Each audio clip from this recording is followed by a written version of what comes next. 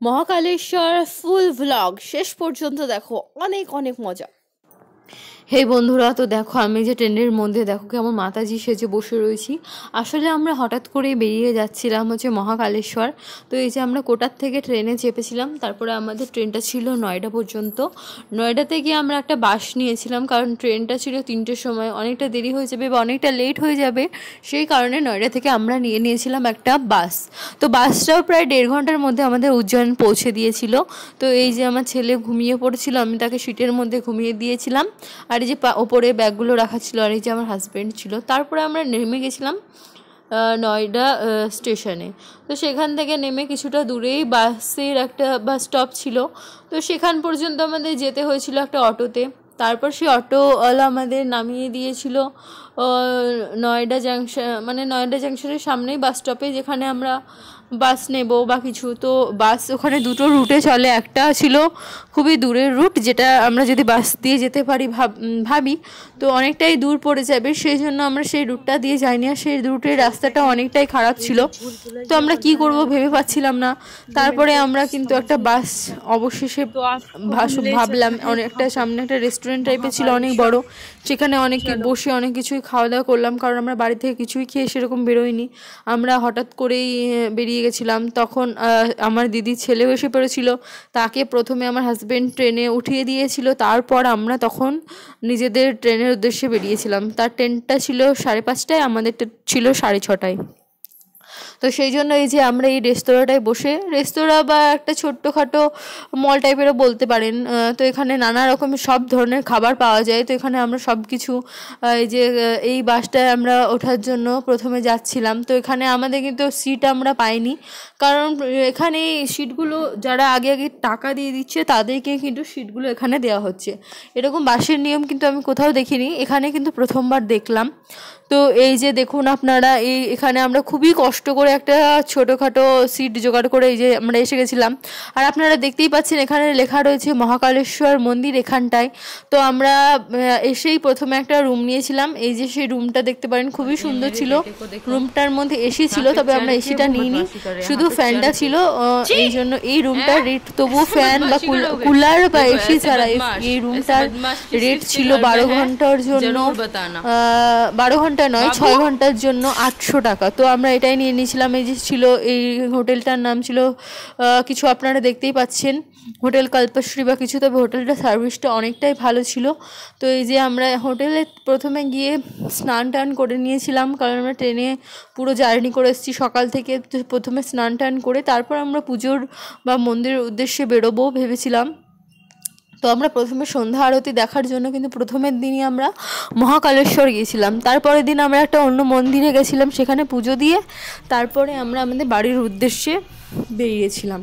তো এই যে দেখুন, এই হোটেলটায় আমাদের 4তলা যেটা ছিল, সেই 4তলাতে আমাদের কিন্তু ঘরটা নেওয়া হয়েছিল।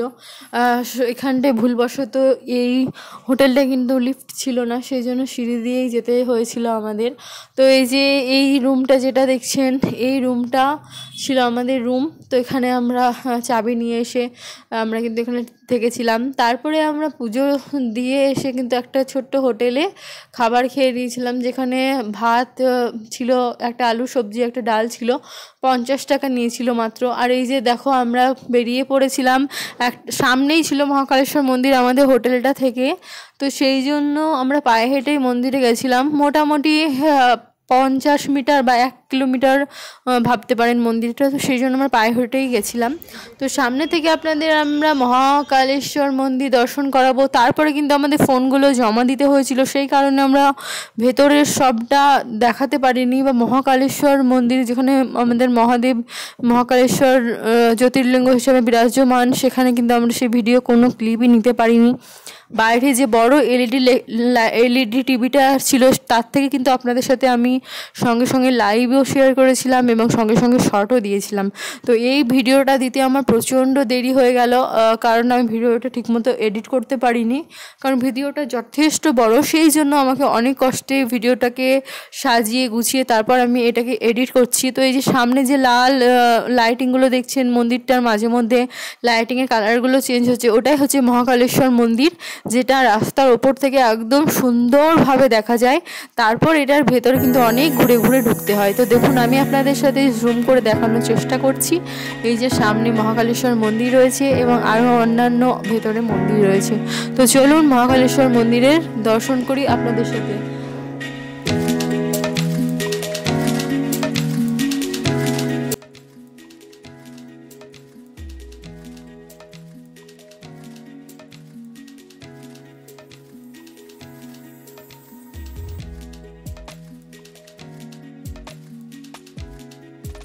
তো আপনাদের আমি একটা কথা বলে রাখি, যদি আপনারা কেউ ভেবে থাকেন যে মহাকালেশ্বর যাবেন, সেটা যদি কেউ কোটা থেকে যেয়ে থাকেন, তাহলে কোটা থেকে প্রথমে কোটা জাংশনে আপনাদের ট্রেনে উঠতে হবে, তারপর আপনাদের নামতে হবে উজ্জয়নে, বা উজ্জয়নে যদি আপনারা ভাবেন যে সরাসরি নামবেন না, তাহলে আপনারা নামতে পারেন নয়ডা জাংশনে। সেখান থেকে কিন্তু একটা বাস স্ট্যান্ডে, মানে যেটা বড় বাস স্ট্যান্ড রয়েছে, সেখান থেকে বাস স্ট্যান্ডে গিয়ে আপনাদের নিতে হবে একটা বাস, স্টেট বা নর্মাল পাবলিক বাস আপনারা নিতে পারেন। সেখান থেকে ভাড়া মাত্র একজনের কিন্তু 100 টাকা ছিল তখন, এখন হয়তো বেড়ে যেতে পারে, বা ধরে নিন একজনের 100 বা 150 টাকার মধ্যে কিন্তু আপনারা 1.5 ঘন্টার মধ্যে উজ্জয়ন পৌঁছে যাবেন। তো সেখান থেকে আপনাদের সেখানে নামিয়ে দেওয়া হবে উজ্জয়ন বাস স্ট্যান্ডে, এবং উজ্জয়ন বাস স্ট্যান্ড থেকে আপনাদেরকে একটা টোটো ভাড়া করতে হবে, যেটা কিন্তু তো সেখানে কিন্তু পার জন ভাড়া নেয় হচ্ছে 20 টাকা, বা কোনো সময় আপনাদের 30 বা 40ও বলতে পারে। তো সেখান থেকে আপনার টোটো নিয়ে পৌঁছে যাবেন উজ্জয়ন জাংশনে, যেখানে অনেক হোটেল রয়েছে। সেখানে একটা হোটেল বুক করে আপনারা থেকে যেতে পারেন 1 রাত 2 রাত, যতটা আপনাদের ইচ্ছে। আর কেউ যদি মনে করেন যে আপনারা পশ্চিমবঙ্গ থেকে উজ্জয়ন দেখতে যাবেন, তাহলে আপনাদের ট্রেন নিতে হবে পশ্চিমবঙ্গের যেখানে যে গ্রামে আপনারা বসবাস করছেন, সেখানকার আশেপাশের লোকাল কোনো স্টেশন থেকে ট্রেন নিয়ে আপনাদের যেতে হবে কলকাতা যাওয়ার স্টেশন পর্যন্ত, মানে হচ্ছে হাওড়া বা শিয়ালদা। তো হাওড়া থেকে আপনারা কোনো ট্রেন নিলেন বা শিয়ালদা থেকে কোনো ট্রেন নিলেন, এবং সেই ট্রেনটা আপনাদের সোজা যেতে হবে মহাকালেশ্বর বা উজ্জয়ন যেতে হবে। উজ্জয়ন থেকে তখন ঠিক সেম প্রসেসে আপনারা কোনো না কোনো হোটেলে রাত্রি কাটাবেন, এবং সেইখান থেকে আপনাদেরকে পায়ে হেঁটে মাত্র 1 কিলোমিটার, বা মনে করতে পারেন পায়ে হেঁটে মাত্র 30 মিনিট, সেখানে আপনারা কিন্তু মহাকালেশ্বর মন্দির পৌঁছে যাবেন। তো আশা করি আপনাদের বুঝিয়ে দিতে পেরেছি মহাকালেশ্বর মন্দিরে পৌঁছানোর রাস্তা। তো দেখুন, এটা ছিল মহাকালেশ্বর মন্দির। আমরা প্রসাদ নিয়েছিলাম, প্রসাদের একটা ডালি এবং ফুল নিয়ে আমরা মন্দিরের উদ্দেশ্যে ভেতরে চলে গেছিলাম। সেখানে ভালোভাবে পুজো দিয়ে লাইনে দাঁড়িয়ে থাকতে হবে অনেকক্ষণ, এবং তারপর আপনাদেরকে প্রথমে ফোন টোন জমা দিতে হবে। যদি চামড়ার কোনো বেল্ট বা পার্স থাকে সেটা আপনাদের জমা দিতে হবে, তবে ওয়ালেটের মধ্যে পয়সা বা অন্য কিছু যেগুলো থাকে সেগুলো বের করে নিয়ে জমা দিলে অবশ্যই ভালো হয়। তারপর আপনারা পুজোতেই যখন বেরিয়ে আসবেন, তখন আপনার ভেতর থেকে সব দেখে আসতে পারবেন। এটা ওখানে মানা নেই যে ফোন আপনাদের জমা দিতেই হবে। যাদের মনের মধ্যে অনেক জোর যে হ্যাঁ আমরা দাদা বা আমরা ডন, তারা ফোন অবশ্যই ভেতরে নিয়ে যেতে পারেন। যদি ফোনটা আপনারা বাইরে জমা দিয়ে যান, তাতে অবশ্যই ভালো হবে, কারণ ফোন সেখানে কিন্তু একদম অ্যালাউড নেই। তবে অনেকে কিন্তু চুরি করে নিয়ে যায়, পুলিশরা দেখলে কিন্তু সেই ফোনগুলো তৎক্ষণাৎ কিন্তু জমা দিয়ে নেয়। তো এই যে দেখো, এই প্রসাদ আর ফুলটা নিয়ে ভেতরে গেছিলাম। তারপরে আমরা কিন্তু ডালাও সাথে সাথে আপনাদেরকে দিয়ে দেবে, এবং আসার পথে আপনারা আপনাদের ফোন নিয়ে শুধু ভেতরে ছবিটা নিতে পারবেন না, মানে মহাকালেশ্বর মন্দিরের ছবিটা নিতে পারবেন না। বাইরে এসে কিন্তু আপনার সব সিনারির ছবি বা ফটো বা ভিডিও নানা রকমের সব কিছু কিন্তু করতে পারবেন, রিলস বানাতে পারবেন। শুধু ভেতরে ফোনটা অ্যালাউ নেই তাই। আর এই যে আমার ছেলেকে দেখুন, ও তো কি বলবো, আমার ছানা বাচ্চা। এই যে আমার ছানা বাচ্চাটা পুরো মন্দিরে এইভাবে ঘুরে বেড়াচ্ছিল, কারণ তখন সে পায়নি, সে হাঁটতে পারতো না, ওই জন্য হামাগুড়ি দিয়ে পুরো মন্দির ঘুরে বেড়াচ্ছে। আর আমাকে ওর পিছন পিছন ঘুরতে হচ্ছে, ওর পাপাকেও ওর পিছন পিছন ঘুরতে হচ্ছে। তো পিছনে আপনাদের আমি একটা কথা বলেছিলাম যে মহাকালেশ্বর ভগবানের যে আরতিটা হয়, সেটা বাইরে কিন্তু বড় LED পর্দাতে দেখানো হয়। তো এই যে এখানে LED পর্দায় দেখানো হচ্ছিল, আর অনেক তীর্থার্থী, অনেক ভক্ত সেই ভিডিও কিন্তু দেখছিল। আমরা কিন্তু ভেতরে গিয়েও ভগবানের দর্শন করেছি, এবং বাইরে এসে LEDতেও কিন্তু দর্শন করেছি। তারপর কিন্তু রাত 12টার পর ভস্য আরতি হয়, যেটা কিন্তু দেখা আমাদের পক্ষে অসম্ভব ছিল, কারণ আমাদের সাথে একটা ছোট্ট বাচ্চা ছিল। সেই জন্য আমরা কিন্তু তৎক্ষণাৎ আমাদের রুমে ফিরে যাই। আর আমি এই যে এখানে আপনাদের সাথে বলছিলাম যে এই ভিডিওটা আমি বাংলাতে ভ্লগ দেবো, আর আমি কিন্তু সেই কথা রেখেছি। আমি কিন্তু আপনাদের সাথে বাংলাতেই ভ্লগ দিচ্ছি, কারণ অনেক হিন্দি ভ্লগার আপনারা দেখতে পারবেন মহাকালেশ্বর নিয়ে। তো আমি ভাবলাম যে হিন্দিতে না করে ব্লগটা কিন্তু বাংলাতেই করা হোক। আমার চ্যানেলে কিন্তু আপনারা হিন্দি বাংলা নানা রকমের ব্লগ দেখতে পারবেন, তবে আমি কিন্তু আপনাদের সাথে একটা বাংলাতেই কিন্তু শেয়ার করেছি। তো আপনাদেরকে কিন্তু আমি রিকোয়েস্ট করছি বারবার পুরো ভিডিওটি দেখুন, আপনাদের কিন্তু খুব ভালো লাগবে। এই যে পুরো মন্দিরটা, এবং আমরা মহাকালেশ্বর ছাড়া অন্য অনেক মন্দিরে। আর একটা কথা আপনাদের সাথে আমি শেয়ার করি, যদি আগে আপনারা ভাবেন যে আমরা এখানে যাব ওখানে যাব, সেটা কিন্তু কোনো দিনই সম্ভব হবে না যতক্ষণ না ভগবান আপনাদের ডাকবেন। তো আমরা কিন্তু অনেক দিন ধরে ভেবেছিলাম যে মহাকালেশ্বর মন্দিরে যাব যাব যাব, কিন্তু এইটা যে এখন ভগবান আমাদের হঠাৎই ডেকে নেবেন সেটা কিন্তু আমরা ভাবতে পারিনি। তো যখনই কিন্তু ভগবান ডাকবেন তখনই কিন্তু আপনাদের সেখানে পৌঁছাবেই, সে যে করেই হোক। কিন্তু আপনারা চিন্তা করবেন না যে আমরা এখানটায় যেতে পারছি না ওখানটায় যেতে পারছি না, ভগবান যখন আপনাদের ডাকবেন অবশ্যই আপনারা, তো কিছু নয়, ভগবানের ডাকার জন্য অপেক্ষা করুন এবং আপনারাও একদিন আসতে পারবেন। তো আপনাদের সাথে আমি শেয়ার করে দিচ্ছি কোথায় থেকে কোথায় আপনাদের ট্রেন নিতে হবে, তারপর কোথায় থেকে কোথায় আপনাদের বাস বা ছোট গাড়ি নিতে হবে, সেটাও কিন্তু আপনাদের সাথে আমি বাংলায় একদম পরিষ্কার বাংলায় শেয়ার করে দিচ্ছি। আমি এই কারণেই কিন্তু ভ্লগটা বাংলায় দিয়েছি। তো আমি আবার যদি কখনো যেতে পারি এখানে, তো আশা করি সেখানে ভ্লগটা আমি হিন্দিতে দেওয়ার চেষ্টা করব। তবে আমরা ফোন টোন জমা দেওয়ার কারণে ভেতরে যে মহাকালেশ্বরের মন্দির রয়েছে সেটার ভিডিও কিন্তু নিতে পারিনি। তবে ফোনটা আমরা যখন নিলাম দর্শন করে এসে প্রসাদ নিয়ে এসে তারপরে কিন্তু আমরা পেয়ে গেছিলাম। তো বাইরে থেকে আমি তোমাদের সাথে যে ভিডিওটা শেয়ার করেছিলাম, যেটা টিভিতে সবসময় হচ্ছিল, সেই ভিডিওটাই কিন্তু আমরা ভেতরে গিয়ে মহাকালের দর্শন করলাম। ঠিক লাইভ যেরকমভাবে ভিতর থেকে শেয়ার হচ্ছিল সেটাই ভেতরে আমরা ভগবানের দর্শন করলাম। আর একটা হচ্ছে রাত্রি 12টার পরে সেখানে ভস্ম আরতি হয়। ভস্ম আরতি হচ্ছে শ্মশান থেকে নিয়ে আসা ভস্ম দিয়ে কিন্তু মহাকালের স্নান করানো হয়, সেটাকে ভস্ম আরতি বলা হয়। সেটা আমরা দেখার জন্য ওয়েট করিনি, কারণ আমাদের কাছে একটা ছোট বাচ্চা ছিল, সেই কারণে আমরা ওয়েট করতে পারিনি। তো তোমরা যারা ফ্রি মানুষ হবে, যেমন নিউলি কাপল বা কোনো একা এসেছো, তো তারা কিন্তু অবশ্যই ভস্ম আরতিতে দেখার চেষ্টা করবে, খুব ভালো লাগবে, সেটা মনটা পবিত্র হয়ে যাবে। তো তারপরে এই যে দেখো আমরা এসে গেছিলাম যে রাস্তায়, এই যে ভেতরে দেখার জন্য অনেকটাই টাইম লাগে। তো এইটার ভেতরটা ঘোরার জন্য কিন্তু অনেকটাই টাইম লাগবে, আর আমাদের সাথে কিন্তু ছোট বাচ্চা থাকার কারণে আমরা খুব আস্তে আস্তে যাচ্ছিলাম। এবার আমি তোমাদের বলতে চাই, যদি তোমরা ফ্রি মানুষ হও তোমরা আরাম করে মানে একদম আস্তে আস্তে পুরোটা ঘুরে দেখতে পারো। তো চলো আগে তোমাদের সাথে ভিডিওটা আমি বিনা ভয়েসে একটা গানের সাথে তোমাদের সাথে শেয়ার করছি, তো তোমরা দেখতে থাকো। এবং আমরা যখন এর বাইরে বেরিয়ে যাব তারপর আমি তোমাদের সাথে আরও শেয়ার করব কিভাবে কোথা দিয়ে তোমরা ট্রেন নেবে কি না নেবে। তো পুরো ভিডিওটা কিন্তু দেখতে থাকো এবং সাথে থেকো, পাশে থেকো, লাইক কমেন্ট শেয়ার অবশ্যই করো।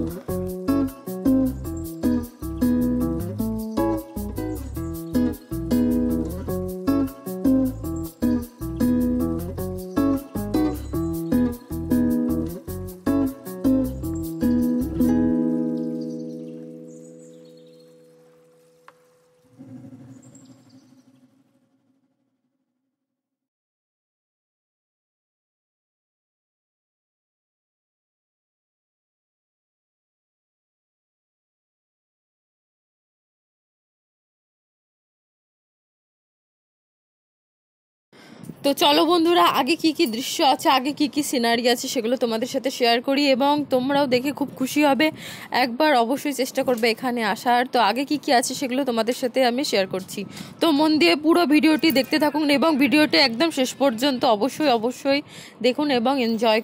আর এখানে দেখো, এখানে এই যে এই গ্যালারিগুলোর মধ্যে কত সুন্দর বেলি ফুল লাগানো ছিল, আর এই যে আমরা এগুলোর পাশ দিয়ে হেঁটে যাচ্ছিলাম, গন্ধে পুরো মম করছিল পুরো মন্দির চত্বরটা, সেই জন্য আমি ভাবলাম এটারও একটুখানি ভিডিও বানিয়ে নিই।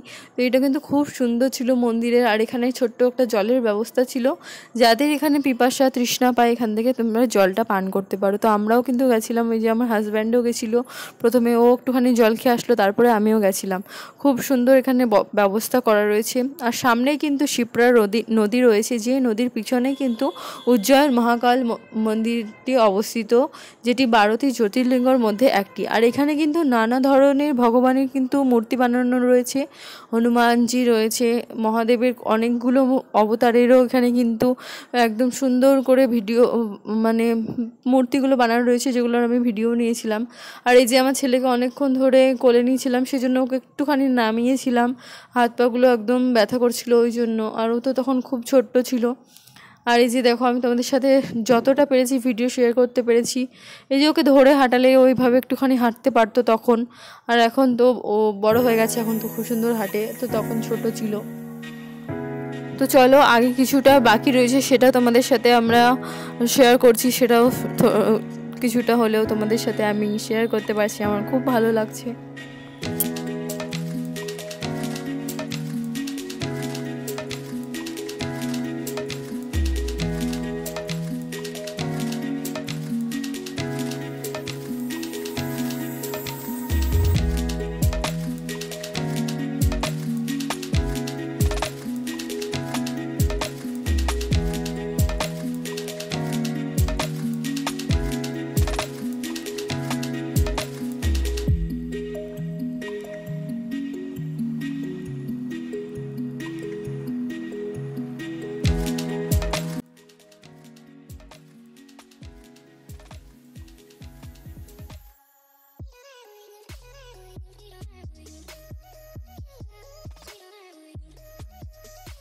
এখন ভক্তগণের ভিড়, আর সামনেটা তো আপনাদের সাথে শেয়ার করছি আমি।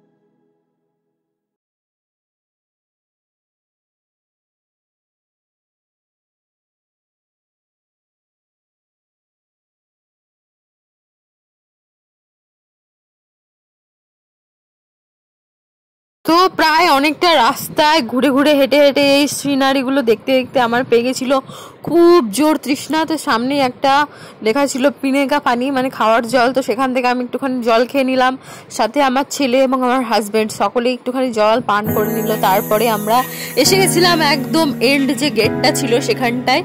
তো আমরা ভাবলাম যে চলো পেছন থেকে সামনেটা কীরকম দেখতে লাগে দেখিয়ে দিই। তো বলো তোমাদের ভিডিওটা কেমন লেগেছে এবং আগেও আরও সিনারি দেখতে থাকো।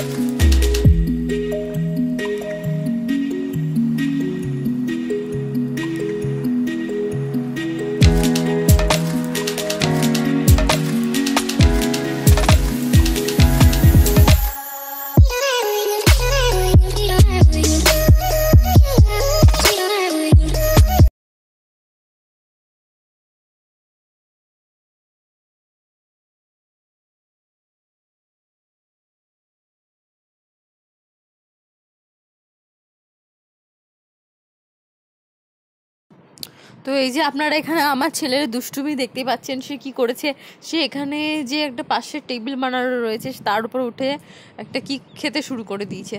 তো তখন তো ঠিকভাবে সে হাঁটিও পায়নি, তবে দেয়াল ধরে সব কিছুতে চড়তে এবং হাঁটতেও পারতো। তারপরে আমরা স্নান করে রেডি হয়ে নিয়েছিলাম আর একটা মন্দিরে যাওয়ার জন্য। সেই মন্দিরে যাওয়ার ব্লগটাও তোমরা দেখতে পারবে। ও অনেক জায়গা এখানে ছিল, কিন্তু আমরা সেখানটা যেতে পারিনি, সব জায়গাগুলো ছোট বাচ্চা থাকার কারণে। তো আমরা যেগুলো গেছি, যে মন্দিরগুলোতে ঘুরেছি, সেগুলো তোমাদের দেখানোর জন্য ওখানে ব্লগ বানিয়েছি, অবশ্যই সেগুলো দেখতে থাকো। তো বন্ধুরা তোমরা বলো তোমাদের এই ব্লগটা বা এই ভিডিওটা কেমন লাগলো। আমরা কিন্তু এখানে এসে কিন্তু খুব খুশি হয়েছিলাম এবং পুরো চারিদিকটা ঘোরার পর আমাদের কিন্তু খুব ভালো লেগেছিল। আর এই টোটো কাকুটা আমাদের একটা কার্ড দিয়েছিলেন, উনি বলেছিলেন যে এখানে যতগুলো ঘুরে দেখার জায়গা আছে তোমাদের আমরা ঘুরে দেখাতে পারবো। কিন্তু আমরা একটা ছোট বাচ্চা নিয়ে এসেছিলাম, আর আমাদের এটা ছিল দ্বিতীয় দিন, কারণ এবার আগের দিন আমরা পৌঁছে গেছিলাম, আগের দিন আমরা মহাকালেশ্বর ভিজিট করার পর তারপরের দিন আমরা এই মন্দিরটা এসেছিলাম এবং আর এরপরে অন্য মন্দির যাব বলে ভাবতে পারিনি, কারণ বাচ্চা নিয়ে খুবই ক্লান্ত হয়ে গেছিলাম এবং বাচ্চাও খুবই ছটফট করছিল, মানে ওর গরমের জন্য। তখন তো মোটামুটি অনেকটাই গরম ছিল, সেই জন্য আমরা টোটো কাকুকে বললাম যে আমরা যখন আবার আর একবার ভগবান আমাদের ডাকবে এবং আসবো, তখন আমরা এসে অনেক জায়গা ঘুরবো। আর এই যে আমরা বসেছিলাম শিপ্রা নদীর ধারে, দেখো তোমরা নদীতে কত রকমের নোংরা জমেছে, জানি না এটা পরিষ্কার কেন করেননি। তবে এটা কিন্তু এই নদীটার জল কিন্তু সবসময় কম থাকে, এটা আপনারা কিন্তু সকলেই শুনেছেন যে শিপ্রা নদীতে সবসময় জল কম থাকে। আর শিপ্রা নদীটাতে অনেক কিন্তু দূষণ বা অনেক পলিউশন আছে, তবে জানি না এটা কেন ইউপি সরকার বা এমপি সরকাররা পরিষ্কার করেনি। তো তোমাদের সাথে আমি এই যে সিনারিটা দিচ্ছি, সামনে তোমরা ব্রিজ দেখতে পাচ্ছ যেটা দিয়ে গাড়ি আসা যাওয়া করে। তো খুবই সুন্দর লাগলো আমার এই মন্দিরগুলো ঘুরে, ভালোই লেগেছে। অনেক মন্দির আরও ছিল যেগুলো ঘোরার জন্য আমাদের খুব ইচ্ছে ছিল, তবে আমরা ইচ্ছেটা পূরণ করতে পারিনি। আগামী দিনে আশা করি আমরা ইচ্ছেটা পূরণ করতে পারবো। তোমরা যদি আমাদের সাথে থাকো আমরা আরও ভিডিও বানাতে পারবো, তোমাদের সাথে আরও নতুন নতুন ভ্লগ, আরও এখানে ওখানে যাওয়ার যে ট্রাভেল ভ্লগ আছে সেগুলো তোমাদের সাথে আমরা দিতে পারবো। তারপরে দেখো আমরা বেরিয়ে পড়েছিলাম আমাদের গন্তব্যস্থলে যাওয়ার জন্য। গন্তব্যস্থল বলতে আমরা